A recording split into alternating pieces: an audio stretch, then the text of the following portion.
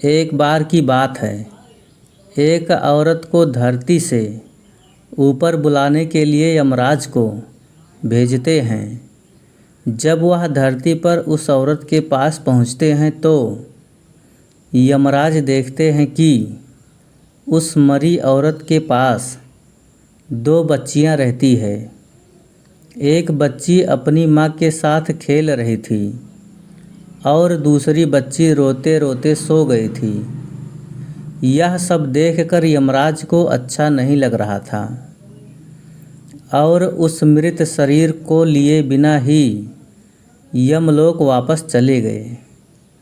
वहाँ जाकर यमराज ने ईश्वर से कहा, हे प्रभु, क्या हम उस मृत शरीर में कुछ समय के लिए जान डाल सकते हैं, क्योंकि उसकी दोनों बेटियां बहुत ही छोटी छोटी है और पिता न होने के कारण वह अनाथ हो जाएगी।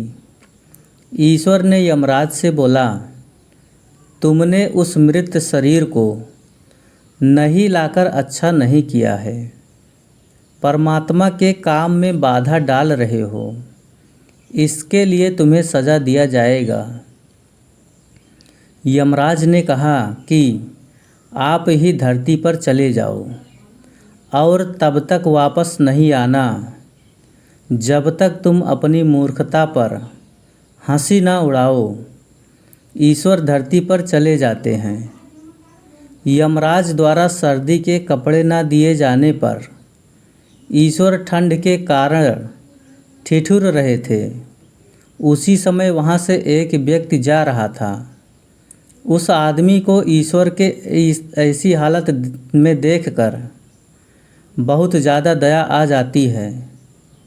उस व्यक्ति के हाथ में एक कंबल था जो कि वह अपने बच्चों के लिए ले जा रहा था, लेकिन उसे दया आ जाने के कारण कंबल ईश्वर को दे देता है और ईश्वर को अपने साथ घर चलने के लिए कहता है।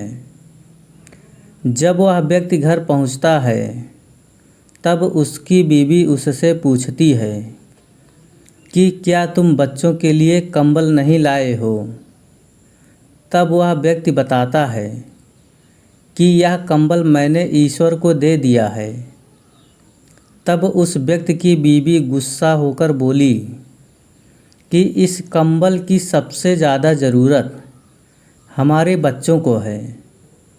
आदमी मन ही मन में हंसने लगा और कहने लगा कि इनको नहीं पता है कि इनके घर पर ईश्वर आए हैं। वह व्यक्ति चमड़े के जूते बनाया करता था और उस व्यक्ति के साथ रहते रहते ईश्वर भी जूते बनाना सीख गए थे। ईश्वर इतने अच्छे चमड़े के जूते बनाया करते थे कि सभी लोग उनसे चमड़े के जूते बनवाने आते थे। एक बार उस नगर के राजा ने अपने सिपाही को उस व्यक्ति के घर भेजा। वह सिपाही उस व्यक्ति के घर एक चमड़ा लेकर जाता है और कहता है कि यह चमड़ा ले लो।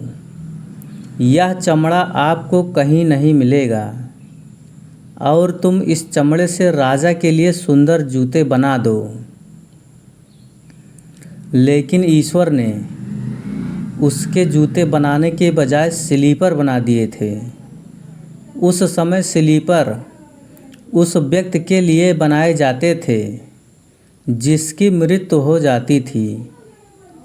वह स्लीपर देखकर वह व्यक्ति बहुत क्रोधित हुआ। ईश्वर ने सोचने लगा कि राजा अब उसका क्या हाल करेंगे। जब उस आदमी ने उसकी डांट फटकार सुनी तब उन्हें बहुत हंसी आने लगी।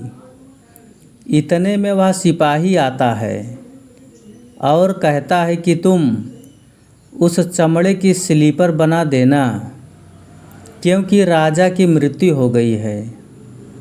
तब वह व्यक्ति ईश्वर से माफ़ी मांगने लगे।